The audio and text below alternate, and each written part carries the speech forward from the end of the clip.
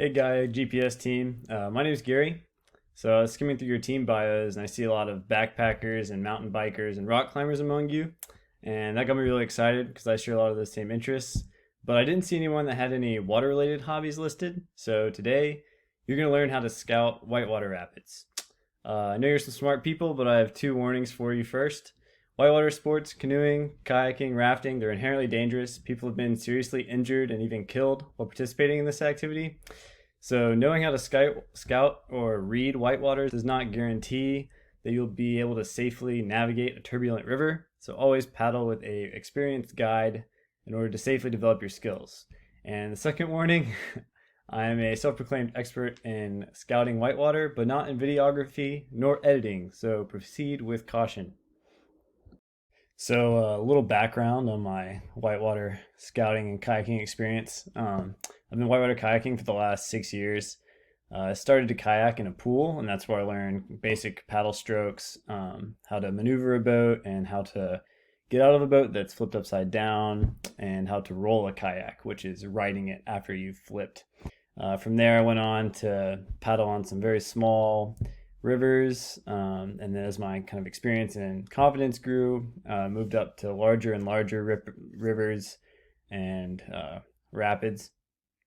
Ultimately, I ended up becoming a staff member for my college's outdoor program, and I ended up teaching whitewater kayaking courses to students at my college. So at this point, I've taught dozens of beginning paddlers how to kayak, how to navigate whitewater, and how to scout whitewater rapids. And now that I'm out of school, I continue to actively mentor other leaders in that program on how to instruct young kayakers. So kind of one critical skill that needs to be developed during your whitewater career is how to scout whitewater. And this is often called reading water. And it's literally that the goal is to look at a section of water and read how it's going to behave with you or your craft in it. And the reason this is important is you need to know how to safely navigate from top to bottom and determine if it's safe to navigate from top to bottom. So this skill is really difficult for a number of factors. For one, like most things that are worth learning, it takes a lot of practice and experience to fully develop these skills. Water is obviously very dynamic. It's a fluid being acted on by a powerful force of gravity. So it's very strong and can be hard to predict. And then rivers are constantly evolving. They're constantly changing. So rainfall changes river levels or lack thereof, will make the river level drop. Also, rocks and trees are constantly being moved in the water. Trees fall into the water, cause a log jam that can completely change the course of a rapid. So all these variables make this very challenging. You can't come to one river week after week and expect it to always be the same. It's different every time. All right, so just like most outdoor sports that some of you are probably familiar with, there's a lot of jargon involved. And so I don't want anyone that hasn't been exposed to whitewater to be confused by any weird terms. So I'm going to avoid those as much as possible today, but I do want to cover just a couple key technical terms used on the river. So first I'm going to start with some river geography. So this is just a picture of a rapid on a river. And the first terms I want you to be aware of are upstream versus downstream. So upstream is where the water is coming from, and downstream is where the water is headed. I'm sure these are terms that you've heard before. Next, there's river right and river left. So the idea is you always want to orient yourself so that you're facing downstream. And when you do that, river right is always on your right, and river left, conversely, is on your left. So it's just a way of, no matter which way you're facing or standing on a river, by saying river right and river left, it's clearer which river bank you're talking about, as opposed to just saying right or left. Next, I'm going to talk about a couple of river features. The first is an eddy. So an eddy is just a still section of water. These are generally found closer to the banks of the river or behind large rocks. So the water is literally stopped by some feature, and so immediately behind it you just get these calm pools. Those are highlighted in green here. Downstream V, this is a huge thing used for navigating rivers. As water flows downstream, it tends to form these V shapes, and I've outlined those with the blue arrows. And as you can see, it's literally a V pointing downstream.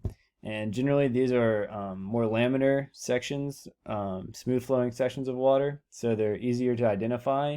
And most of the time, that's kind of a good indicator for a good path to take down the river. I'm going to mention some hazards, so like rocks and trees. Generally, as you might expect, you want to avoid these. I'm sure all of you have seen rocks and trees before. And then the last one is probably the most complicated of them all. That's the hole or hydraulic. Basically, this is a section of the river where water is experiencing a force on it. So this could be coming off of a drop. And what happens is water is actually recirculating back upstream. So on the left side of the screen here, when water comes off this drop, it impacts really hard and actually plunges down towards the riverbed and pushes all the water at the bottom of the drop out of the way. Downstream water rushes back upstream to fill that empty space. And so you get this recirculating hydraulic or hole. These are complicated because sometimes they're small, sometimes they're big, sometimes they're friendly, and sometimes they're dangerous. And that kind of takes some experience. But in general, if it's smaller than your boat, it's not too dangerous. And if it's bigger than your boat, then they can be dangerous because they really stop your speed and you can actually get stuck here like you're in a hole on the river. All right, now that we've covered some basic definitions associated with whitewater and scouting, we're ready to go into Scouting 101. And whitewater uses a rating system, kind of like climbing's, where it rates difficulty and technicality of different rapids, and it uses a class system. And generally the classes are class 1 through class 5 rapids. And this, we're going to cover kind of 6 steps that can be used for scouting anything, so class 1 through class 5. So that's just fast moving water through a 50-foot waterfall. All right, so the first step is selecting a vantage point to scout from. So you want as much of the rapid to be visible as possible. From this image here of a rapid on a river, there's a couple different options. There's the river right bank across the way, the river left bank where this image was taken from, and it's also perfectly okay to scout from your boat if you can see all the features of the rapid. Where this picture was taken is kind of the ideal scouting position because we can see the bottom of all these drops over here, and we can see the whole rapid from top to bottom in one image. So this is a really good spot. When we're scouting, we want to start at the bottom of the rapid, so the furthest downstream, and then work our way upstream. The reason we do that is if people start scouting at the top, they tend to kind of get siloed and focus on just one. They'll see, oh, I can go this way, and start following that path down like they're working a maze from the beginning. We want to work the maze from the end. It forces us to look at the entire river. So number 3, if the rapid is longer than one feature or obstacle, then we want to break the rapid down into small digestible chunks. So I've kind of drawn an example here of 5 chunks of this rapid, and we'll go through one by one. And for each chunk, we're going to identify downstream V's, eddies, hazards like rocks or trees, and holes. So the first chunk down here at the very bottom is just past these last couple of holes, so just past what I would consider the end of the rapid. So this is kind of your safe zone at the end. Now working our way upstream, we go into block 2. This is a pretty big chunk. There's a lot going on here. There's a downstream V, there's a giant rock on kind of the river right half, and 2 holes, one on either side of the rock. So we're just kind of pointing out all these features and making sure that we identify every part of the river. In chunk 3, we have an eddy here. And other than that, there's just kind of some swift moving water, but no real definable features. Section 4, or chunk 4 rather, we have more rocks, a small hole, and another well-defined downstream V. And then lastly, in step 5, we have an eddy. And coming out of the eddy is just kind of some swift water, but again, no real definable features. So once we've looked at all 5 of those chunks, we want to kind of connect them And so these light blue lines are possible paths that we've seen through identifying all these features in our chunking step. And so the light blue lines kind of show the different possible paths to the bottom. And I know this is super messy, so on this slide I'll show you just all those identifying marks removed, and you can kind of see how these arrows really just they end up following kind of the main flow of the river, so it all kind of makes sense. And so after that, our final step here is to identify a plan A, a plan B, and a plan C for navigating to the bottom of this rapid. Plan A is our most preferable route. That's the way that we intend to go down the rapid, but things don't always go as planned. The current's very strong. It might be stronger than you expect and push you off course. So we also want to look at options B and C. So plan A might be kind of what it looks like this guy in the yellow boat did, whereas he came down the first half of the rapid, entered this eddy to kind of take a break and maybe possibly look at the second half again, so he can focus and make sure that he's focused through that second half of the rapid. Plan B would be maybe you intended to do plan A, but the current's faster than you expected, and you weren't able to make it into this eddy, and so you got swept downstream.